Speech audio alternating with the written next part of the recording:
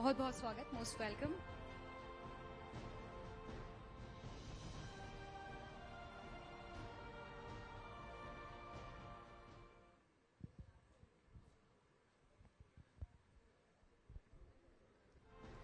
Sir आपका बहुत बहुत स्वागत है।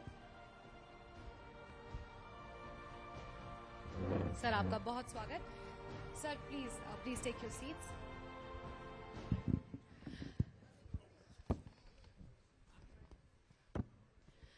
तो अभी तक हमने बात की कि गुरुग्राम किस तरह से विकसित किया गया है। गुरुग्राम आईटी का हब है, इकोनॉमिक हब है, इंडस्ट्रियलाइजेशन का हब बनने की तैयारी कर रहा है और किस तरह से विश्व मानचित्र पर अपनी एक पहचान छोड़ चुका है। लेकिन अब हम असल मुद्दे पर आएंगे कि गुरुग्राम ने अपनी एक पहचान तो बना ली, बहुत कुछ पा लिया गुरुग्राम ने, लेकिन उसमें सैक्रिफाइसेस भी बहुत सारे हुए।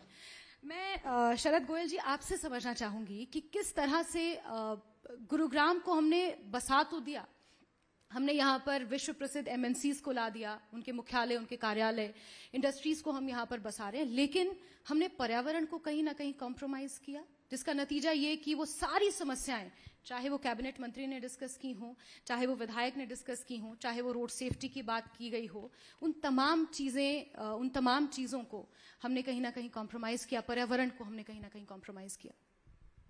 देखिए, मैं इस गुड़गांव में ही पैदा हुआ हूँ और 1960 में मेरा जन्म हुआ इस शहर के अंदर। जैसा भी मेरे से पहले पार्टिसिपेंट ने बताया कि इसको गुड़गांव कहते थे और छावनी कहते थे, वो सब मैंने देखा है। और जो इसमें डेवलपमेंट हुआ है, जो हम आज के शब्दों में हम सो कॉल्ड डेवलपमेंट कह रहे हैं, उसमें अगर सबसे ज़्यादा किसी चीज़ ने सफ़र किया है तो गुड़गांव के पर्यावरण ने किया है।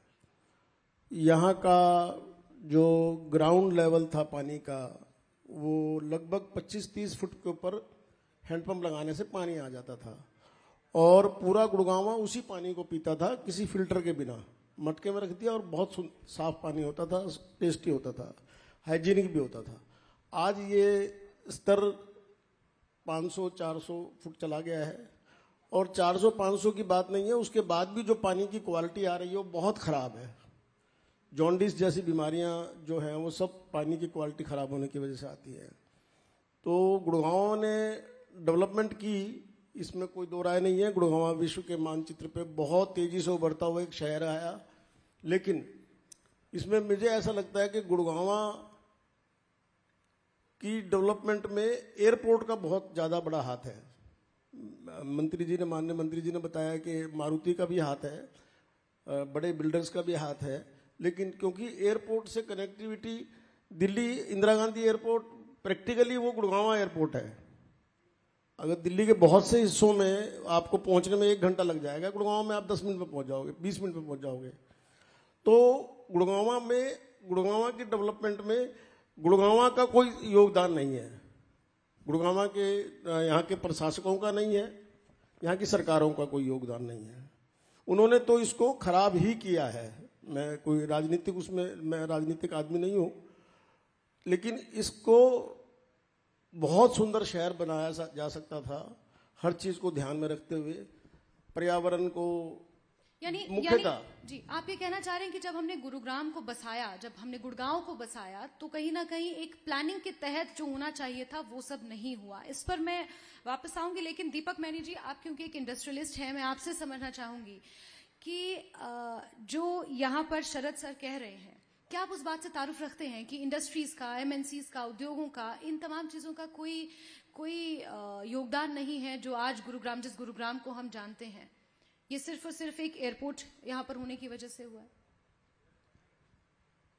देखिए, मैं इस मामले में तो शरद जी से शायद इत्तेफाक नहीं रखता हूँ, क्योंकि गुड़गांव को बसाने के लिए मैं इस बात से तो सहमत हूँ कि राजनीति ने, या मैं भी कोई राजनीति का आदमी नहीं हूँ, राजनीति के थ्रू या सरकारों के थ्रू गुड़गांव को बहुत ज़्यादा तरीके से बसाने के लिए कोई मदद नहीं की गई।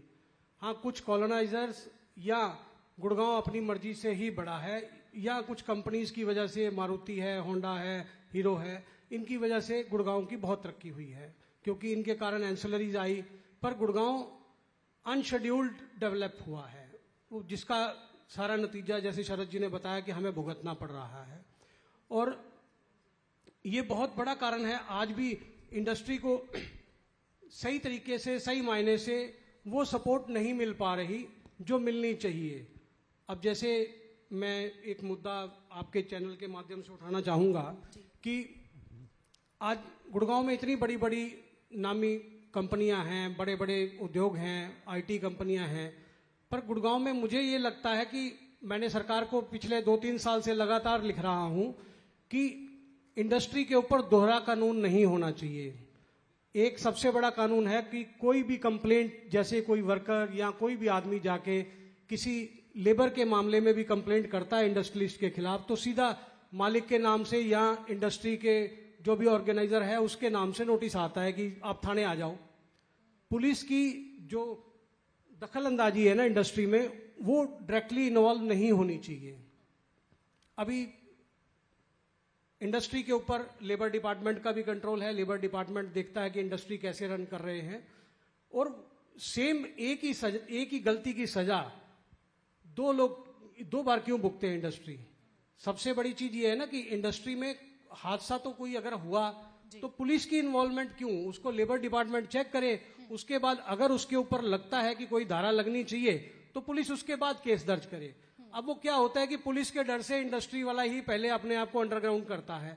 तो जैसे मान लो कोई हादसा हुआ या कोई सपोर्ट की जरूरत है लेबर को या किसी को भी, तो इंडस्ट्री का ओनर या ऑर्गेनाइजर ही पहले अंडरग्राउंड हो जाता है।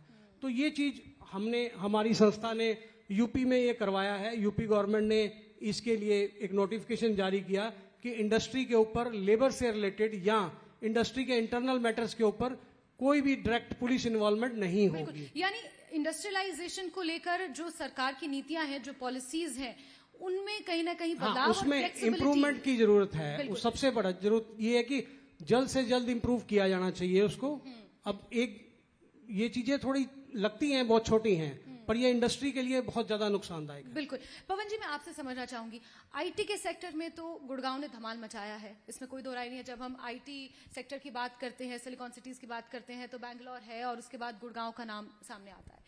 लेकिन इंडस्ट्रियलाइजेशन की जिस तरह से जिक्र किया जा रहा है, और जैसे कि यहाँ पर दीपक जी ने भी कहा कि इंडस्ट्रियलाइजेशन को बढ़ने में अभी कहीं ना कहीं स्कोप है, अभी उस तरह से यहाँ पर औद्योगिकीकरण नहीं हुआ है, इंडस्ट्रियलाइजेशन नहीं हुई है, सिर्फ और सिर्फ अभी भी आईटी हब के तौर पर ही गुड़गांव की पहचान है। इसके पीछे क्या कारण आप मानते हैं? देखिए, गुड़गांव की जो पहचान है, आईटी हब तो बाद में है। सबसे पहले जो इंडस्ट्रियल एस्टेट बनाए गए थे, जैसे मारुति की भी आप बात करते हो तो मारुति खुद नहीं आई थी। मारुति को उस टाइम की जो गवर्नमेंट ऑफ इंडिया थी वो लेके आए थे। उसके बाद उद्योग विहार भी अपने आप नहीं बना था। उस टाइम की जो गवर्नमेंट थी उन्होंने अच्छी प्लानिंग की थी, और वो प्लानिंग गुड़गांव की ज्योग्राफिकल लोकेशन के हिसाब से प्लान की थी। दिल्ली के नज़दीक है, हाईवे पे है, तो ये जो उद्योग विहार है कोई एक फैक्ट्री नहीं है, पूरा इंडस्ट्रियल हब बनाया गया था गवर्नमेंट ने। तो हमें ये तो मानना पड़ेगा कि ठीक है, कुछ लापरवाही भी हुई है गवर्नमेंट की तरफ से। उस टाइम जो भी गवर्नमेंट रही होगी, आज जो भी गवर्नमेंट है, बट गवर्नमेंट ने प्लान किया तो ही ये बना। उसके बाद आज मारुति के बाद मानेसर जो नेक्स्ट वर्जन आया था, तो मानेसर का जो आईएमटी इंडस्ट्रियल एस्टेट है, वो आप ये सोच लीजिए, जो हम सिंगापुर या संघाई की बात करते हैं, इंटरनेशनल लेवल का इंडस्ट्रियल एस्टेट बना है। वो भी गवर्नमेंट की प्लान थी, जो भी 1995 के आसपास वो प्लान किया गया था।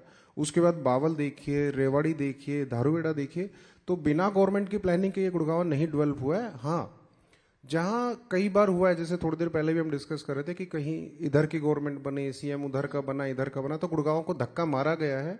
जिस हिसाब से हमारे यहाँ के लोगों ने जमीनें दी हैं, जमीनें हमारे एरिया की सबसे ज़्यादा चलेगी, टैक्स हमारे एरिया से सबसे ज़्यादा कलेक्ट किया जाता है, चाहे वो जीएमडीए के स्कोप में हो, चाहे इंडस्ट्रियल रजिस्ट्री के स्कोप में हो। आज गुड़गांव में 160 करोड़ रुपए का एक फ्लैट की अगर रजिस्ट्री होती है, तो जो रेवेन्यू डिपार्टमेंट को पैसा जा रहा है वो भी गुड़गांव से जा रहा है। तो गुड़गांव हर जगह दे तो रहा है, लेकिन उतना रिवर्स हमें नहीं मिल रहा है। कई बार क्या होता है, किसी शहर को ग्रोथ करने के लिए आप देखिए, आप मानेसर एरिया में चले जाइए, गुड़गांव में भी चले जाइए, तो पोल्यूशन बढ़ रहा है। उसके लिए ऐसा नहीं गवर्नमेंट ही जिम्मेदार है, पोल्यूशन करने वाले भी जिम्मेदार है, और उस पोल्यूशन को कंट्रोल ना करने के लिए गवर्नमेंट जिम्मेदार है। गंदगी फैलाने के लिए हम लोग जिम्मेदार है, गंदगी को ना उठाने के लिए गवर्नमेंट जिम्मेदार है। तो दोनों ही गलत कर रहे हैं, उस वजह से इंडस्ट्री या शहर अच्छा नहीं हो पा रहा। बट जो आप बात करो कि इंडस्ट्री के नाम से नहीं जाना जाता, गुड़गांव को हमेशा से ऑटोमोबाइल इंडस्ट्री के नाम से जाना जाता है। And of course we are happy कि अब ये आईटी हब भी बड़े लेवल पे बन रहा है। मानेसर में आप देखोगे 120 एकड़ में आईटी हब बना था, जो शुरू में इनिशियल स्टेज में एक दो फैक्ट्री वहां पे गए थे कॉर्पोरेशंस, बट उसके बाद वो डेवलप हो नहीं पाया कभी भी। आज भी आप देखोगे वहां की बिल्डिंग एक खंडर पड़ी है, तो गवर्नमेंट को चाहे जिन लोगों को अलॉटमेंट हुए थे उनको री अलॉटमेंट किया जाए या उनसे वो प्लॉटिंग वापस ली जाए, तो उस हब को दोबारा डेवलप किया जाए। क्योंकि 110 या 20 एकड़ में अगर आईटी पार्क आएंगे और वो प्रॉपर ऑपरेशनल होंगे तो बहुत सारा एम्प्लॉयमेंट भी जनरेट होगा। और जहां हम आज गुड़गांव बेंगलोर से बहुत पीछे चला गया है अगर आईटी हब की आप बात करते हैं, तो उसी के साथ इंडस्ट्रियल ग्रोथ भी हमारी पिछले 10 साल से रुकी हुई है। आप ये देखिए पिछले 10 सालों में मानेसर एरिया में या गुड़गांव में तो स्पेस नहीं बचा, बट आगे अगर चलते हैं बावल की तरफ या आगे और रेवाड़ी की तरफ, हमारे पास बहुत, गवर्नमेंट के पास HSIIDC के पास बहुत लैंड है, बट कोई भी बड़ी ऑटोमोबाइल इंडस्ट्री नहीं आई है। जबकि पिछले 10 सालों में इंडिया में काफ़ी सारी इंडस्ट्रीज आई है, ऑटो इंडस्ट्रीज। आप MG की बात करते हैं या हुंडई के नए प्लांट लगे हैं या रॉयल एनफील्ड ने नए प्लांट लगाए, बट वो नॉर्थ में या ये कह लीजिए गुड़गांव एरिया में या हरियाणा में इनफैक्ट कोई प्लांट नहीं आया। तो हमारी इंडस्ट्रियल ग्रोथ को दोबारा से रीबूस्ट करना पड़ेगा। उसी से जो आज हम बात कर रहे हैं शहर की कि इंडस्ट्रियल का बहुत बड़ा सपोर्ट है या IT का भी बहुत बड़ा सपोर्ट है, जिस वजह से ये शहर बड़ा हुआ। तो अगर ये इंडस्ट्रियल ग्रोथ या नई इन्वेस्टमेंट जिसको हम बोलेंगे दूसरे वर्ड्स में, अगर वो रुक जाएगी तो कहीं ना कहीं शहर का और इस प्रदेश का जो हरियाणा हमारा राइजिंग गुरुग्राम है वो ब्रेक लग जाएंगे। बिल्कुल। शरद जी, क्या आप इस बात से तारुफ रखते हैं, क्योंकि जैसा पवन जी कह रहे हैं कि अभी बहुत स्कोप है, 10 सालों से इंडस्ट्रियलाइजेशन यहाँ पर उस तरह से नहीं हो रही है जिस तरह से इस पूरे इलाके की ज्योग्राफी को या यहाँ की टोपोग्राफी को देखते हुए होनी चाहिए थी। इतना लॉस हम अपने पर्यावरण का कर चुके हैं, गुरुग्राम जितना भी अभी तक डेवलप हुआ है। आगे अगर इस तरह से इंडस्ट्रियलाइजेशन होगी, नॉर्म्स को ध्यान में नहीं रखा जाएगा, एक प्लान्ड तरीके से इंडस्ट्रियलाइजेशन नहीं होगी, तो आपको लगता है कि क्या पर्यावरण और ज्यादा कहीं ना कहीं कॉम्प्रोमाइज होगा? क्योंकि इससे पहले तक जितने भी सेशन हुए उसमें हमने, चाहे लीकेज की बात हो, हम अंडर वाटर डेप्लीशन की बात हो, ग्रीन कवर कम होना उसकी बात हो, अरावली हिल्स में इलीगल माइनिंग की बात हो, वहां पर जिस तरह से अर्बनाइजेशन हो रही है, टाउन प्लानिंग हो रही है, सोसाइटीज को अंदर से तो हम बहुत खूबसूरत बना देते हैं, अंदर सोसाइटीज के अंदर हर एक फैसिलिटी है, लेकिन जैसे उस सोसाइटी के गेट से बाहर निकलते हैं, कचरे के ढेर, एनक्रोचमेंट, ट्रैफिक, ये तमाम चीजें आज गुरुग्राम के साथ हैंड इन हैंड जाती हैं। देखिए, ये गुड़गांव में इस बात से कोई इनकार नहीं है कि इंडस्ट्रियल ग्रोथ का बहुत स्कोप है, और इंडस्ट्रियल ग्रोथ हो और साथ के साथ वो पर्यावरण की कॉस्ट पर ना हो, पर्यावरण उससे डिस्टर्ब ना हो। ये प्रशासन का और जो सो कॉल्ड प्लानिंग करता है, जो डायरेक्टर टाउन कंट्री प्लानिंग है या जो इन चीज़ों को ध्यान रखते हैं, प्लानिंग करते हैं, उनका ये फर्ज बनता है। उदाहरण देता हूँ मैं आपको छोटा सा। गुड़गांव कारपोरेशन के क्षेत्र में, जो कारपोरेशन का एरिया है, उसके अंदर कोई 75 के करीब जोहड़ आते हैं, 75 जोहड़ आते हैं। उन जोड़ों को सबको बंद कर दिया गया और आज उनके ऊपर बिल्डिंग खड़ी है। तो ये बिल्डर की तो कमी खैर चलो होगी जिसने भी बंद किया, लेकिन प्रशासन की ड्यूटी है कि जोड़ों को प्रोटेक्ट करना है। अगर आपने इंडस्ट्रियल टाउनशिप बनानी है तो इंडस्ट्रियल टाउनशिप बने, लेकिन पर्यावरण का भी ध्यान रखा जाए। वहां पे ये नहीं हो कि वहां पे कचरे के ढेर लग जाए, क्योंकि इंडस्ट्री अगर कोई लगती है तो उससे उस क्षेत्र को रोजगार मिलता है, गुड़गांव हरियाणा को उसका रेवेन्यू मिलेगा। तो सरकार का ये फर्ज भी बनता है कि वहां का पर्यावरण डिस्टर्ब ना हो। हम अक्सर इस बात के ऊपर बहुत वो करते हैं कि पेड़ नहीं कटने चाहिए, पेड़ नहीं कटने चाहिए। मैं पर्यावरण विद होने के साथ साथ ये भी कहता हूं कि पेड़ जहां जरूरी है उसको काटो। अगर वो पेड़ किसी चीज की, किसी प्रोग्रेस की उसमें रुकावट बन रहा है, उसको ट्रांसप्लांट कर दो। आजकल ट्रांसप्लांट करने के बड़े तरीके आ रहे हैं, पेड़ ट्रांसप्लांट हो जाते हैं। और जोड़ों को प्रोटेक्ट करना सबसे बड़ा काम है। जो नेचुरल जोड़ हैं उनको प्रोटेक्ट किया जाए। क्या आपको लगता है कि इस दिशा में काम हो रहा है? सरकार इस दिशा में सोच रही है? देखिए, सरकार सोचती तो हर चीज पे है। हरियाणा सरकार ने पहली बार हरियाणा जोड़ विकास निगम बनाया। अब उसका धरातल पर तो मुझे कोई काम नहीं नजर आता है। उसने क्या किया, किसी जोड़ों को उन्होंने प्रोटेक्ट किया या रिस्टोर किया या कृत्रिम जोड़ बनाए, क्योंकि जोड़ बनाने में कोई बहुत बड़ी टेक्नोलॉजी नहीं है। जहां पर भी लो लाइंग एरिया है और सरकारी जमीन पड़ी हुई है, वहां पर आप खड्डा कर दीजिए बड़ा सा, उसको प्रोटेक्ट कर दीजिए चारों तरफ चार दीवारी से या तार लगा के। बारिश का पानी उसमें रुक जाएगा, आपका ग्राउंड वाटर का लेवल भी बढ़ जाएगा और आपको पानी खड़े होने की समस्या भी बंद हो जाएगी। मेरा कहने का मतलब ये कि अगर आप जैसे गुड़गांव में IMT है, मानेसर के अंदर है, वहाँ मानेसर में इस बात का ध्यान रखें कि भाई यहाँ इतना एमिशन निकलता है, इतना पोल्यूशन निकलेगा, तो उसको हम बैलेंस करने के लिए हमने इतने पेड़ भी लगाए हैं। और पेड़ का मतलब ये नहीं है कि आपने सड़क के किनारे बगनबेलिया लगा दिया या कनेर के पेड़ लगा दिए। जो ऑक्सीजन देते हैं, पीपल के पेड़ हैं, बड़ के पेड़ हैं, वो उस तरह के पेड़ लगाने चाहिए। और हमारा एक और आपके मंच से एक बात कहना चाहूँगा कि एक रिवाज बना है, एक छोटा सा पेड़ लिया, 2 फुट का पेड़ लेंगे, 15 आदमी उसकी फोटो खिंचवाएंगे, व्हाट्सएप पे डाल देंगे और हो गया पर्यावरण दिवस। ये नहीं है। उस पेड़ को देखो भाई, उसके बाद 6 महीने बाद क्या हुआ, वो बड़ा भी है, अगले साल भी देखो, उसके 2 साल बाद भी देखो, 5 साल बाद तो बेचारा वो खुद अपने आप की रक्षा कर लेगा, लेकिन उसकी उस टाइम तो रक्षा करो यार। तुम फोटो खिंचवाने से मतलब नहीं रखना चाहिए। तो औद्योगिक विकास पर्यावरण की कीमत पर नहीं होना चाहिए। पर्यावरण को संतुलित रखना ही प्रशासन का काम है। बिल्कुल। दीपक जी, मैं आपसे समझना चाहूंगी कि किस तरह के चैलेंजेस, क्योंकि पवन जी ने कहा कि पिछले 10 सालों से इंडस्ट्रियलाइजेशन की जो ग्रोथ जिस स्तर से होनी चाहिए थी, जिस रेट से होनी चाहिए थी, नहीं हो रही है। आप क्या चैलेंजेस मानते हैं? मेरे सोच के हिसाब से जो अभी क्या है कि पिछले 10 साल से हरियाणा में जो भी सरकार रही, उन्होंने किसी भी बड़ी इंडस्ट्री को, जिसको भी मेरे को लगता है इनवाइट करना चाहिए था, इनवाइट नहीं किया। मैंने डिफेंस हब के लिए बात करी कई बार, वो मुद्दा दबा का दबा रह गया। एरोस्पेस के लिए बात करी, एरो हब के लिए, उसकी भी बात वो हिसार में हुई शुरू, तो वो हिसार में भी दब गई, अभी तक उस पर कोई बहुत ज़्यादा काम नहीं हो रहा। तो इस तरह से क्या है कि जैसे आप बड़ी कंपनीज को इन्वाइट करते हो, आपने देखा गुजरात में इंजन बनाने का प्लांट लग गया, जहाज के इंजन बनाने का, पूरे जहाज बनाने का प्लांट लग गए। तो हरियाणा सरकार उतनी गति से ना तो सोच पा रही है, ना ही काम कर पा रही है। क्योंकि अब किसी बड़ी कंपनी को अगर आप बुलाते हो, मान लो आपने मारुति जैसी किसी बड़ी कंपनी को बुलाया, विदेश से बुलाया आपने, मान लो किसी कंपनी को बोला कि आप 50,000 करोड़ या 1 लाख करोड़ रुपए इन्वेस्ट करो इंडिया में, वो करेगी। उसके लिए उसको एंसेलरीज के लिए भी जगह चाहिए, उसको सब कुछ चाहिए, छोटी कंपनियों के लिए भी जगह चाहिए। अब हमारे हरियाणा में क्या हो गया है कि जगह ऑनलाइन अलॉटमेंट चल शुरू होगी ऑक्शन से। अब ये ऑक्शन से मैंने 2-3 बार सरकार से बात करी है कि ये ऑक्शन का सिस्टम है, ये इंडस्ट्री को सूट नहीं करता, खासकर छोटी इंडस्ट्री को।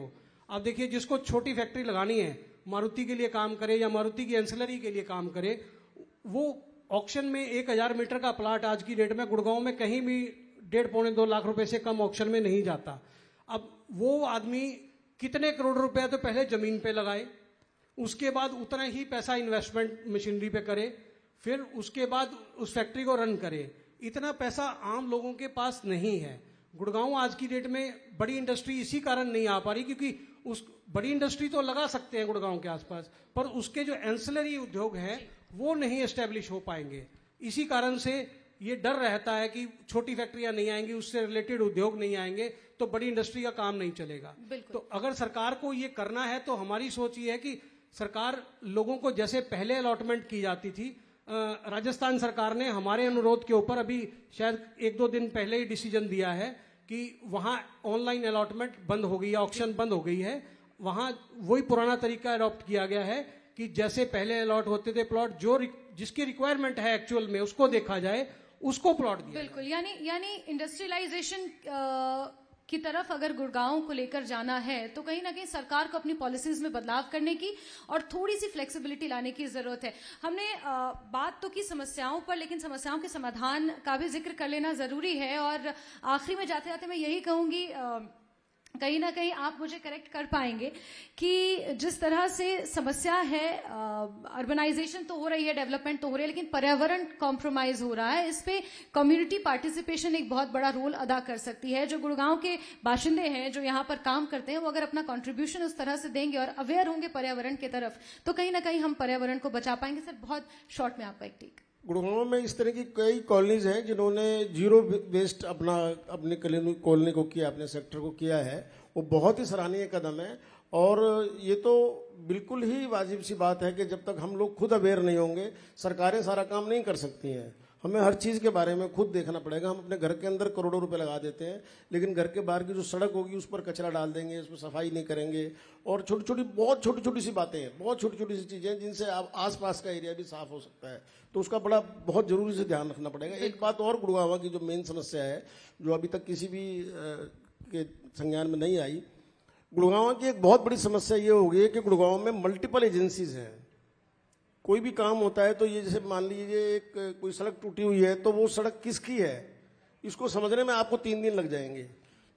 जीएमडीए की है, हुड्डा की है, पीडब्ल्यूडी की है, एमसीजी की है, किसकी है, इसको समझने में ही आपको 3 दिन लग जाएंगे। यानी तो जब जीएमडीए बनाया तो जीएमडीए उस उम्मीद में बनाया था कि अंडर वन रूफ सारे डिपार्टमेंट आ जाएंगे, लेकिन सरकार ने जीएमडी को भी गंभीरता से नहीं बनाया। ये वही समस्या है जिसका जिक्र कांग्रेस विधायक करके गए हैं कि अंडर वन रूफ हमें काम करना होगा।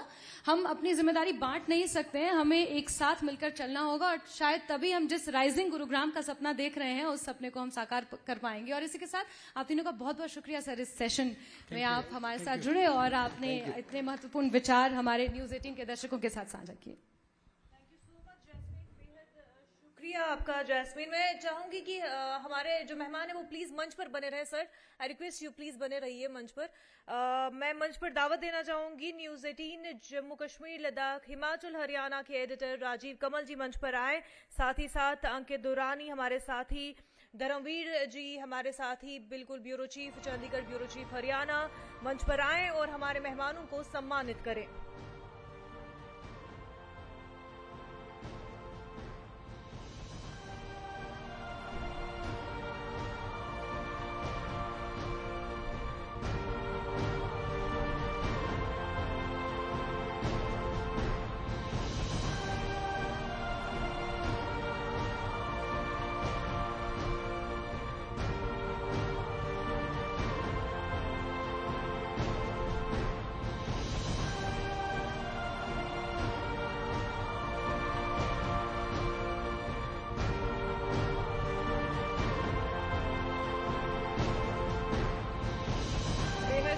तमाम खास मेहमानों का हमारे साथ बात करने के लिए बेहद शुक्रिया आप सभी का। और अब अपने अगले सेशन की तरफ